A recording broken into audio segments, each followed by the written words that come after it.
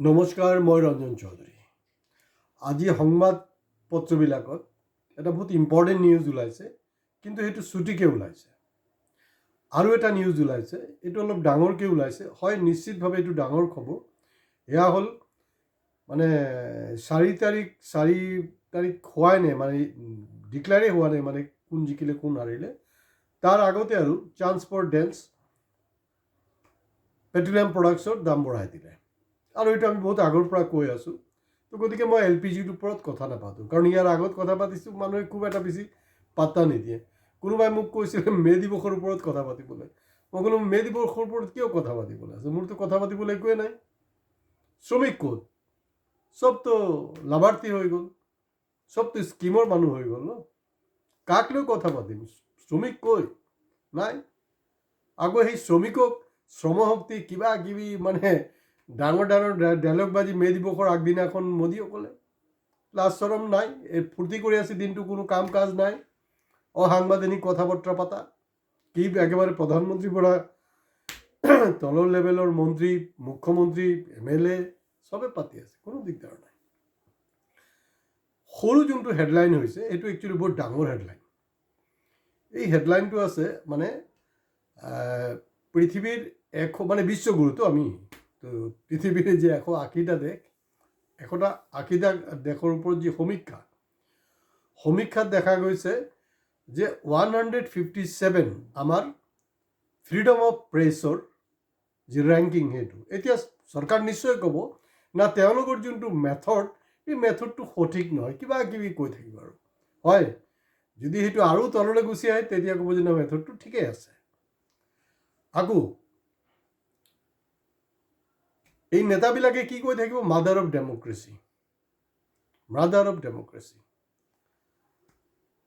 আপোনালোকৰ নিশ্চয় প্ৰধানমন্ত্ৰী বাদেই দিয়ক, আপোনালোকেতো মুখ্যমন্ত্ৰী কাৰোবাৰবিলাকে দেখি আছে তো, কি ডায়লগটো মাৰে?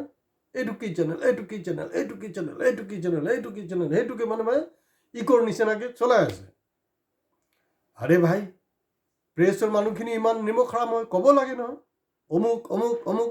যেনেকৈ আমি স্কুলত গৈ মানে মাতে ৰঞ্জন চৌধুৰী, তেতিয়া আমি কৈ দিওঁ য়েছ ছাৰ, মেডাম হ'লে কৈ দিওঁ য়েছ মেডাম, য়েছ বাইদেউ, এনেকৈ ক'ব লাগে নহয়। তাহাঁতি নকয়, ক'ব কেনেকৈ?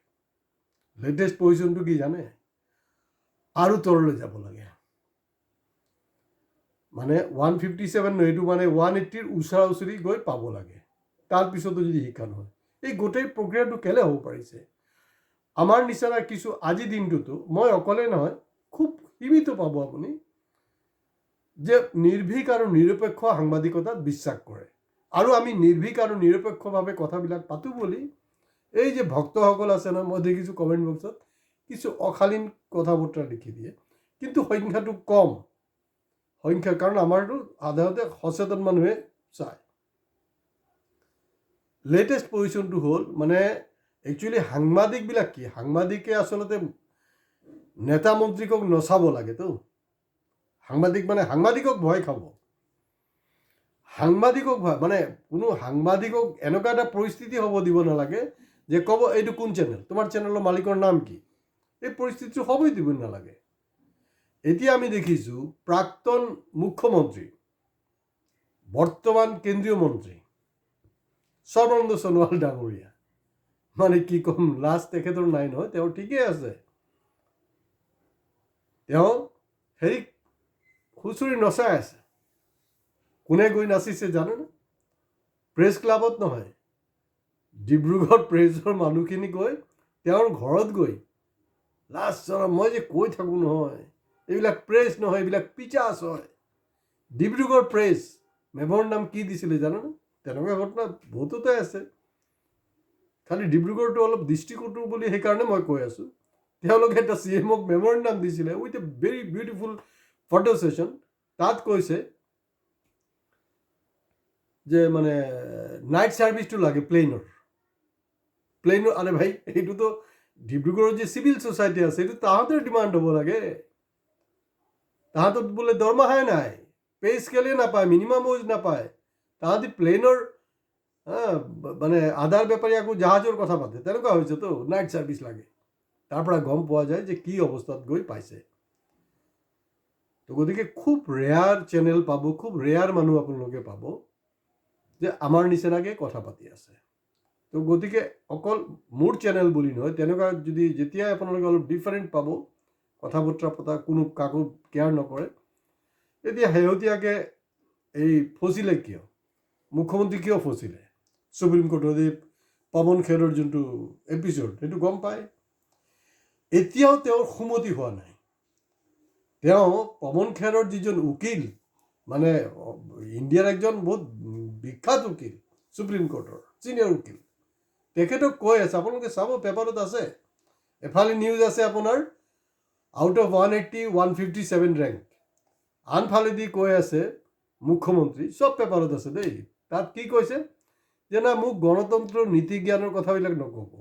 আৰে প্ৰভু, আপুনিতো গণতন্ত্ৰ নামানে, আপুনিতো বুলডোজাৰ বাবা হৈ গৈছে।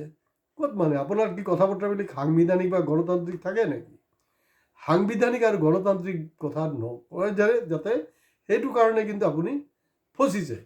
মই নাজানো আপোনাৰ এডভাইজাৰ কোন আছে, একজন এই যে চকুৰিটো লগত লৈ ফুৰিছে নহয়, তাক তেওঁ কিন্তু আপোনাক বৰবাদ কৰি আছে। আপুনি আজি কপতি বুজি পোৱা নাই, মই কিন্তু কেইবাবাৰো আপোনাক কিন্তু কৰিছোঁ আমাৰ চেনেলৰ যোগেদি।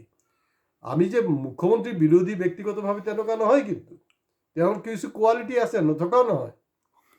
কিন্তু তেওঁৰ কাষত থকা যিজন চকুনি যে মানে তেতিয়া কমচে কম ক'ব লাগিছিলে, ঠিক আছে সুপ্ৰিম কোৰ্টৰ এইটো হৈ গ'ল, এতিয়া কমচে কম মনে মনে থাকিব লাগিছিলে।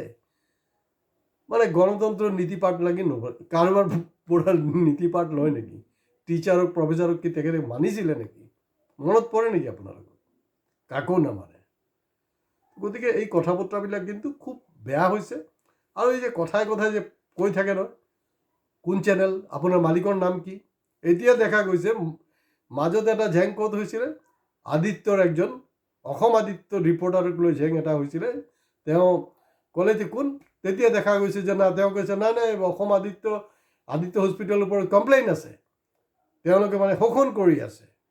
কিন্তু আকৌ দেখা গৈছে অসম আদিত্যত এই কথা পতাৰ পিছত আগত যিমান চৰকাৰী এড পোৱা নাছিলে, এতিয়া দেখা গৈছে তাতকৈ বহু গুণ বেছি তেওঁ এড দি আছে। যোনটো সংবাদ গোষ্ঠী, যোনটো মালিকে ইমান শোষণ কৰি আছে মানুহক, তাত আপুনি এই ধৰণে এড কেলে দি আছে? এড দিব নালাগে, চব ফিক্সিং ইলু।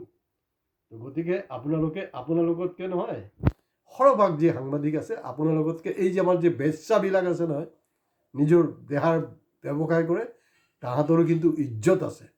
অলপ ইজ্জত সহকাৰে চলক। আপোনালোকৰ বুকুত একবাৰ হাত ৰাখি চিন্তা কৰক যে আপোনালোকে কি কৰি আছে। আপোনালোকৰ নিচিনা সাংবাদিক থকাৰ কাৰণেই আজি 157 ৰেংক পাইছে, তাক লৈ কোনো প্ৰব্লেম নাই। আপোনালোকে নকয় যে সেইফালে মাদাৰ অফ ডেমক্ৰেচি কৈ আছে, আমাৰ কিন্তু ফ্ৰীডম নাই। দেখা গৈছে আমাৰ ওচৰ পাজৰ যিবিলাক দেশ আছে, তাতো আমাতকৈ ৰেংকিং ভাল। এতিয়া এণ্ড অফ দি ডে তেওঁলোকে ক'ব যে মেথডটো ভুল। যেতিয়া মোদীক এৱাৰ্ড দি দিব কোনোবাই, না সেইটো কাৰেক্ট, কিবা যদি এটা ৰেংকিং পাই যায় সেইটোও কাৰেক্ট। এতিয়া ইকনমিক স্থানটো ক'ত জানো, 3rd ইকনমিক বুলি ফালি আছিলে নহয়, 6 নম্বৰ ৰেংকিং আছে। আপোনাক সাংবাদিকে নকয়, মই কৈ আছোঁ আপোনালোকে। আজি চাকৰি নাই, অৱস্থা বেয়া, মেদিব গলিম আৰু কি হ'ব? নাইতো, শ্ৰমিক নাই। শ্ৰমিক য'ত আছে শোষণ, 8,000 10,000 টকা। দেখিছে নহয় গোৰেগাঁৱত কি হৈছে। গতিকে এইবিলাক অলপ খবৰ থ'ব দেই। অকল এই গৌৰৱ আৰু হিমন্তৰ ৰাজনীতিত মাথা মাৰি লাভ নাই। ক'ত কি হৈ আছে, সাংবাদিকে কি কৰি আছে, এইবিলাক আপোনালোকে অলপ চাব। নেতাবিলাকক চাব, নেতাতো আছে বদমাছ, কিন্তু সাংবাদিকো কম নহয়। তেওঁলোকে সৰ্বনাশ কৰি আছে আমাৰ দেশখনক। আজি ইয়াতে শেষ কৰিছোঁ। নমস্কাৰ। প্লিজ আপোনালোকে লাইক কমেণ্টছৰ লগত কিন্তু আমাৰ চেনেল ছাবস্ক্ৰাইব কৰিব।